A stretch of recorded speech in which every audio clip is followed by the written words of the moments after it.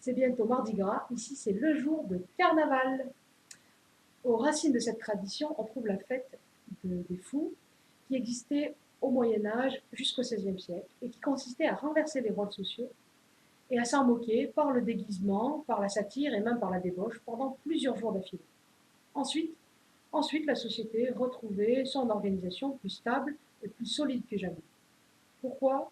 Eh bien, sans doute parce qu'on avait pu se rendre compte que même si les maîtres deviennent serviteurs et que les serviteurs prennent le pouvoir, rien ne change vraiment.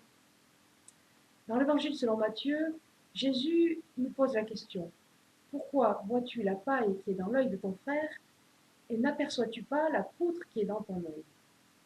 Ces paroles de Jésus nous font comprendre que, malgré ce que disent certains partis populistes, y compris ceux qui ont le front de s'intituler national, ce n'est pas en renversant nos élites que nous trouverons solution à nos problèmes. Et au moment où fleurissent les candidats qui s'autoproclament anti-élites, les paroles de Jésus nous invitent à nous occuper de notre propre œil, c'est-à-dire notre manière de voir le monde. Car si nous, petits que nous sommes, nous cultivons les mêmes valeurs que celles qui ont amené les soi-disant grands de notre monde à des abus de pouvoir de toutes sortes, alors rien ne changera vraiment jamais. C'est la masse de la population qui peut faire changer les repères de la société.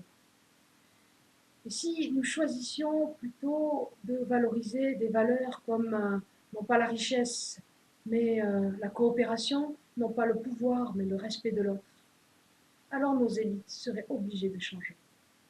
C'est pourquoi je vous invite, après carnaval, à faire carême, mais un carême de colère, un carême de jalousie, un carême de peur, et afin que tout cela, afin que nos prochaines élections ne se transforment pas en une fête des fous sans fin.